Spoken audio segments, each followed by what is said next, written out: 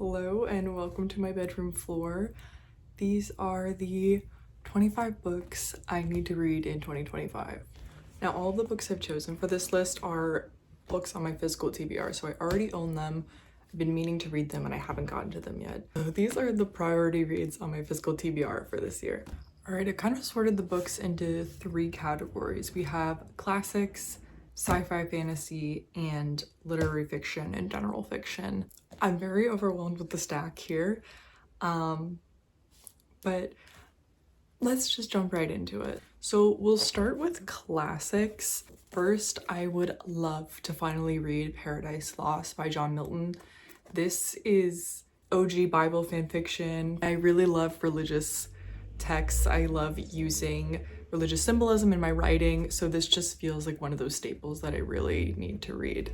If you don't know, this is essentially a novel or an epic poem really that follows Adam and Eve and Satan, and a lot of public perception and belief about hell and Satan and Lucifer in the Christian community today comes from this book actually, and not from the Bible. Next, we have Mary Shelley's Frankenstein. I have never read this before, and with the anticipation of Guillermo del Toro's Frankenstein coming out this year, I am so anxious for that film. But I adore Mary Shelley. I think her life story is so interesting, and this is like the perfect novel, I'm pretty sure. I would be very surprised if I did not give it 5 stars, so very excited. This is also kind of along the existential, like, religious trauma of Paradise Lost as well. Then going way back in terms of classics, The Odyssey by Homer. This is specifically Emily Wilson's translation. I've had this book for years. I actually borrowed it from my ex's brother and I never gave it back. But I think especially because Emily Wilson is in a lot of discourse right now about translation, and you know, she's the first woman to have a translation of the Odyssey and she's getting a lot of heat for it. So this seems like the perfect time to finally read this. I've read bits and pieces of the Odyssey in school before, but I've never read it cover to cover. And what better translation to read than Emily Wilson's? Next is Charlotte Bronte's Jane Eyre, another classic I've never read. I adore the movie with Mia Wasikowska and who else is in that? Oh my gosh. Michael Fassbender, of course. Adore both of them, adore their performance in that. Both of the novels I'm writing this year have a lot of gothic elements. I just saw Nosferatu, like, gothic horror is back, gothic fiction is back, and this is the perfect year to read this. Next, we have Toni Morrison. I have never actually read one of her novels. I'm familiar with her writing. I've read her writing before. I've never read any of her novels all the way through, so I have The Bluest Eye and Beloved. I thrifted them both at the end of last year, and I just know I love them. I adore her writing. This might not be considered classics, modern classics. I don't know, they're classics to me. Anything she writes is a classic to me, so that's why it's in this category. I haven't really been explaining what these classics are about just because I assume that everyone is familiar with them, but if you're not familiar with Toni Morrison, The Bluest Eye covers racism, beauty, conformity. It's about a young Black girl who dreams to have blonde hair and blue eyes because she thinks that would make her finally fit in, and I've just heard so many beautiful things about this book. And as for Beloved, I'm just gonna read the back because this is so beautifully written here. Staring unflinchingly into the abyss of slavery, this spellbinding novel transforms history into a story as powerful as Exodus and as intimate as a lullaby. Seath, its protagonist, was born a slave and escaped to Ohio, but 18 years later, she's still not free. Yeah, like, are you kidding me? I think Toni Morrison is like unlike any other writer ever. Like, not even just of her generation, just ever. And I'm so excited to finally read her novels cover to cover. And last, this also isn't a classic. I don't even know if this can be considered a modern classic yet, but it felt wrong to put it in fiction and literary fiction, but A Secret History by Donna Tartt. I have had this book on my shelf an embarrassingly long time. Every Dark Academia fall, I say I'm gonna read this book, and I never do. I think I'm intimidated by how many pages it is. It's nearing 600 pages, But I read The Goldfinch by Donna Tartt, which is also a large book, and I absolutely adored it. And I know I will love this story. I just need to commit to finally reading it. So like, please let this be the year. It's on my TBR every fall and I never get to it. So this will be a priority for the fall. All right, moving on to my sci-fi and fantasy category. This is probably the smallest category. I just haven't been super into fantasy this year, but there are a lot of new fantasies dropping that I think I will enjoy. But again, this is just my physical TBR for books I have to read this year. First, we have This Is How You Lose the Time War. I think I initially bought this when the book club Saf Lit was reading it, which if you're not familiar, run by Nina Haynes. It's literally fantastic. It's the most loving gay, queer, bookish community ever. So I will put a link for it in the description. You should definitely check it out. But I think this was the book club pick one month and I never got around to reading it. So this is a priority for this year. I hear it's kind of confusing, time jumps, like kind of convoluted. It's kind of sci-fi, futuristic, dystopian, but I mean, I'm pretty sure I'll love it. I've heard great things. Wait, first the blurb at the very top is from V. Schwab and it just says, holy shit, this was good. So love V. Schwab, I'm sure I'll love this, but here's the little summary. In the ashes of a dying world, Red finds a letter marked burn after reading. She begins an unlikely correspondence between two rival agents in a war that stretches through the vastness of time and space. Red belongs to the agency, a post-singularity technotopia. Blue belongs to the garden, a single vast consciousness embedded in all organic matter. Their pasts are bloody and their futures are mutually exclusive. They have nothing in common, save that they're the best and they're alone. This is amazing. Just that premise sounds so interesting.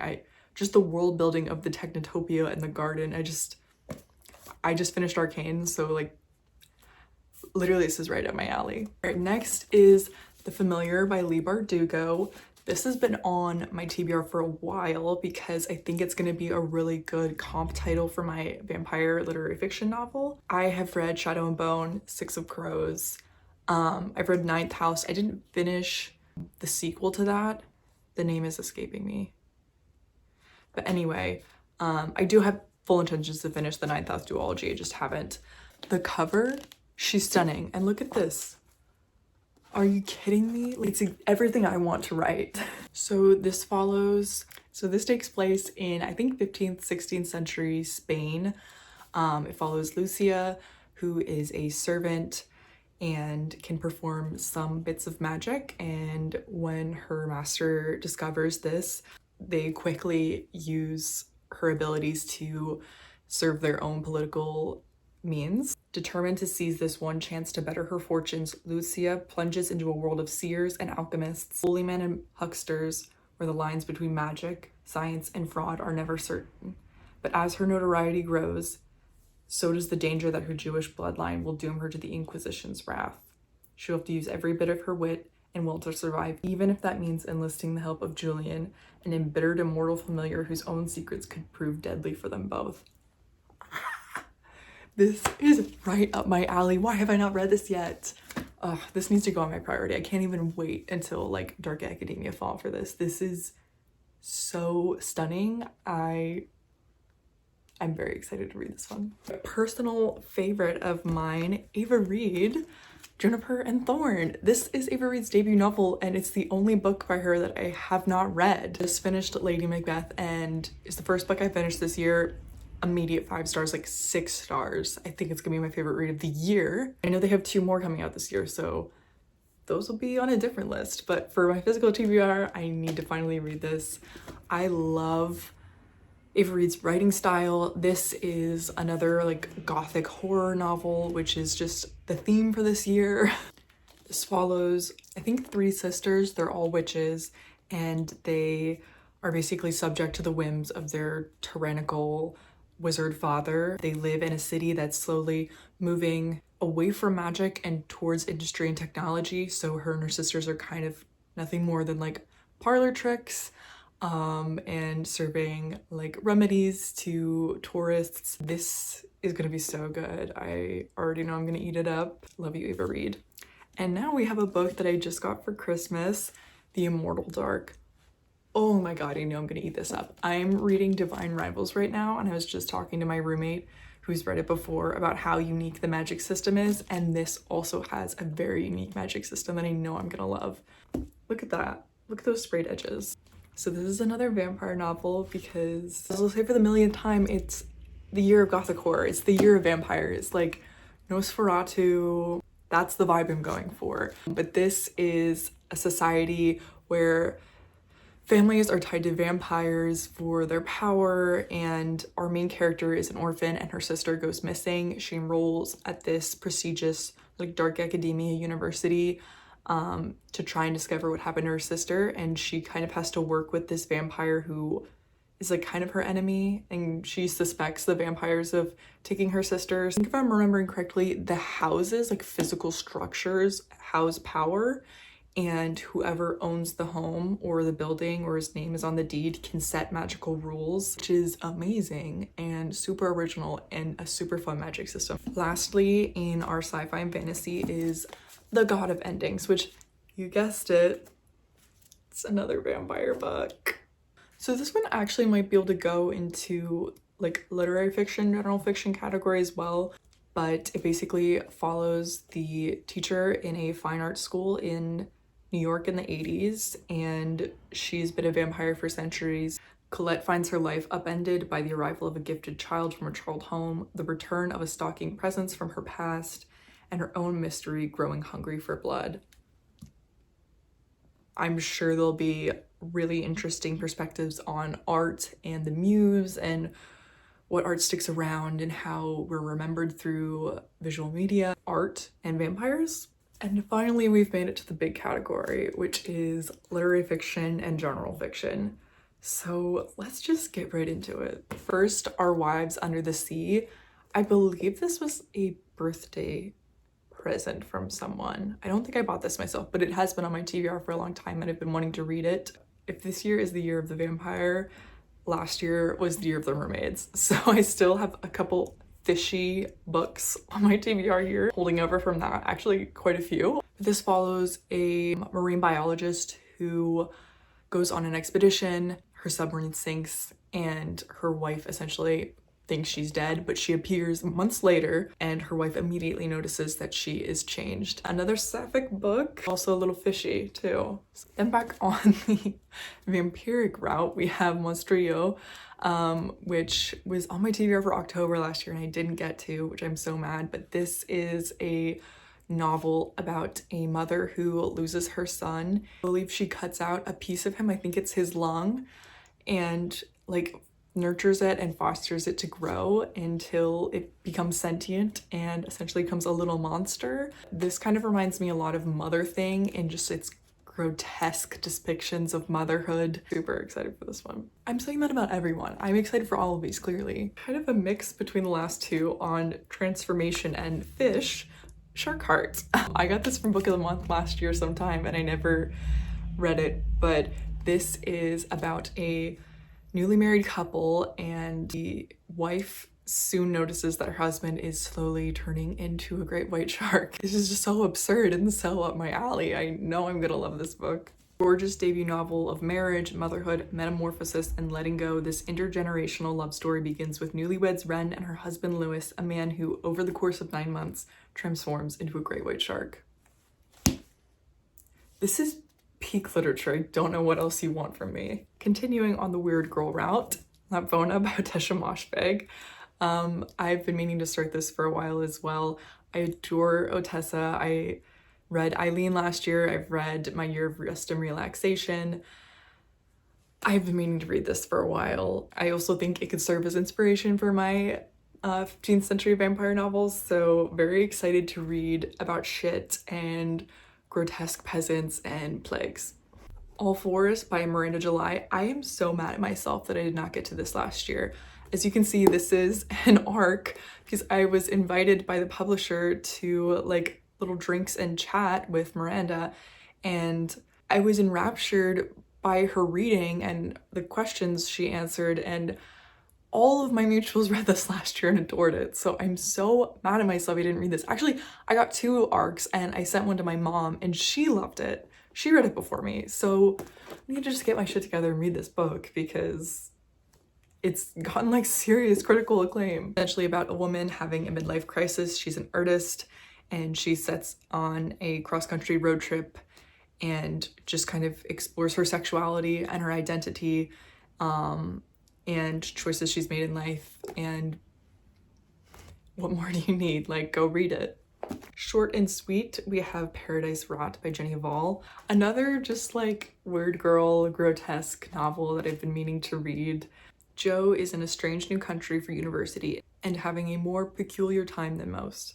In a house with no walls, shared with a woman who has no boundaries, she finds her strange home coming to life in unimaginable ways. Jo's sensitivity and all her senses become increasingly heightened and fraught as the lines between bodies and plants, dreaming and wakefulness blur and mesh. It's giving The Last of Us, it's giving Arcane. I love body horror. I love the grotesque in weird girl lit, so very, very ready to read this. And it's so short, like I should just fly through this one. Freshwater. I started reading this last year and I only got like a few chapters in. It wasn't anything about the book. I adore the book. I just was not in the mood or place to read it. It is literal poetry in a novel. If you like Ocean Vuong, I think you would love this author. I think this is kind of autofiction. Don't take my word on that, but that's kind of the vibe I got from it. But it's about this young woman who since birth has been cursed with this kind of split personality because these gods, these ancient gods, inhabit her head. What a compelling premise. And the writing is breathtaking. It is stunning, so beautiful. Let me just read an excerpt from it. This is just something I underlined in chapter 2. Think of brief insanities that are in you, not just the ones that blossomed as you grew into taller, more sinful versions of yourself, but the ones you were born with, tucked behind your liver. Take us, for instance. We did not come alone. With a force like ours, we dragged others along with us. A pact, bits of bone, an igneous rock, worn out velveteen, a strip of human hide, tying it all together. Talk about the writer of a generation. Like, if you're not compelled just by that little excerpt, I don't know what to tell you. You have no taste. And we have Night Bitch. I have been meaning to read this for a while, but I'm especially compelled to read it this year because I know they made it into a film with Amy Adams, and I've kind of heard mixed reviews about it, honestly, from people that I know have read the book and loved it. They didn't really love the film. I do want to watch it though, so I want to make sure I read the book before I watch it. This is essentially another book about motherhood and bodily transformation. A mother thinks that she is turning into a wolf or a dog, and I'm hoping there's a little bit of cannibalism in it because I love that trope. Okay, tomorrow and tomorrow and tomorrow. My friend got me this for my birthday last year, and this is a priority read. It's not going back on the shelf. It's going right on my nightside table because my roommate just finished it and she was sobbing, like uncontrollably sobbing for days. And that's kind of what I need in my life right now. She needs someone to talk to about it, so I have to oblige her in reading this as fast as possible.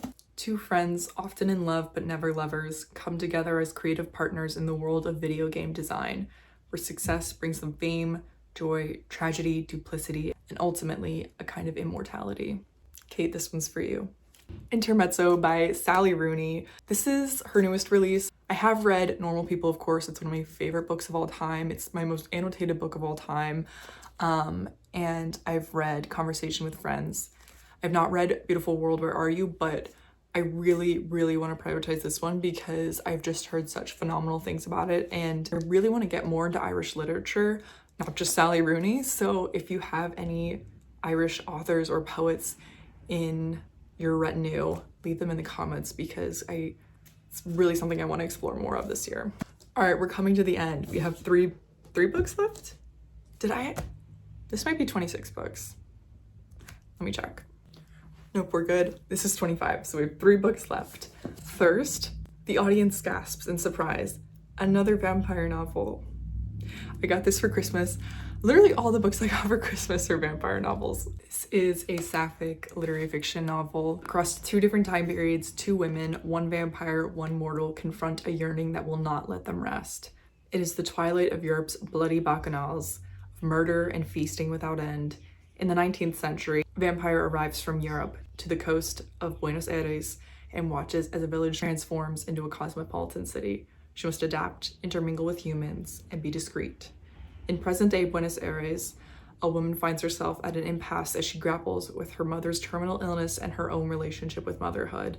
When she first encounters the vampire in a cemetery, something ignites inside the 2 women, and they cross a threshold from which there's no turning back. So clearly, I love literary fiction books about motherhood as well because it follows me everywhere. I didn't intentionally choose these books because they all have themes of motherhood, but here's another one. Next we have Sweet Bitter. This was also made into a movie or a show a while ago. I can't remember which one that I've been meaning to watch. This is about the tumultuous, drug-ridden, crazy society of the restaurant industry in New York City. Lots of discussion of addiction, sex, classism, and fine dining. As a former food service worker, I think I love it. Last but certainly not least, The Pisces by Melissa Broder. I read Milk Fed last year and I loved it. Another fishy one, folks. Another fishy, anthropomorphic transformation novel that I'm just gonna eat up. The sun is setting, the books are a mess on my floor, and I am in need of a snack. So that brings our video to an end. Let me know if you've read any of these books and which ones you've loved. Let me know what's on your 2025 TBR and if you have any other suggestions for me. See you next time.